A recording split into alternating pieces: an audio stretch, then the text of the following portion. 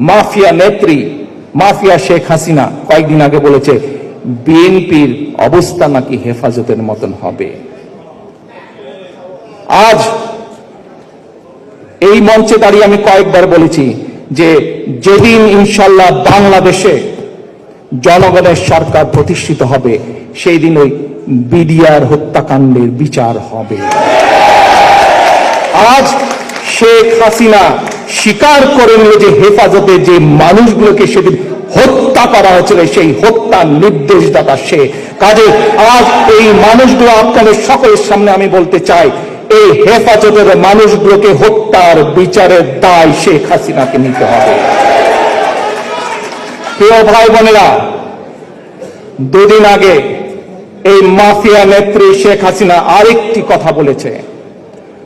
বিএনপির সমাবেশে লাখো মানুষের অংশগ্রহণে যেভাবে মানুষ বিএনপি জাতীয়তাবাদী শক্তির ডাকে রাজপথে নেমে এসেছে, যেভাবে তাদের মসনদ কাঁপা শুরু করেছে, ভয় ভীত হয়ে বলেছে যে বেশি বাড়াবাড়ি করলে বলে খালেদা জিয়াকে আবার জেলে পাঠাবে। প্রিয় ভাই বোনেরা, খালেদা জিয়া আমার মা, আমি তার সন্তান।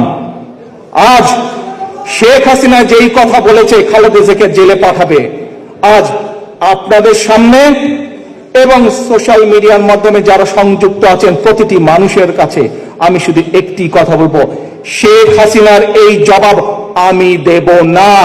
শেখ হাসিনার এই জবাব আমি বিশ্বাস করি দেশনেত্রী খালেদা জিয়া হচ্ছেন গণতন্ত্রের নেত্রী, বাংলাদেশের সাধারণ মানুষের নেত্রী। কাজেই হাসিনার এই কথার জবাব বাংলাদেশের মানুষ তাকে দেবে। এই জবাব আমি দেব না, এই জবাব আমি দেব না। খালেদা জিয়া মানুষের নেত্রী, মানুষ এই জবাব দেবে।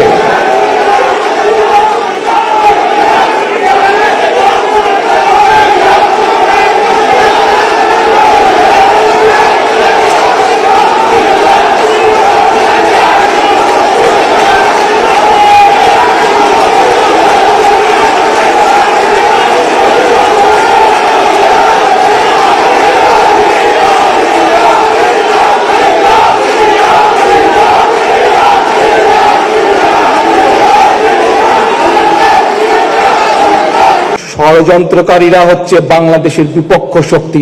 আপনাদেরকে মনে রাখতে হবে, সমাবেশ করা মানেই কিন্তু আমাদের লক্ষ্য এখনো হাসিল হয়নি, অ্যাচিভ হয়নি। আমাদের আরো বহু দূর যেতে হবে, আরো বহু ষড়যন্ত্র হবে, বহু বিভ্রান্তি হবে। আপনাদেরকে এর জন্য প্রস্তুত থাকতে হবে বাংলাদেশের জনগণকে নিয়ে।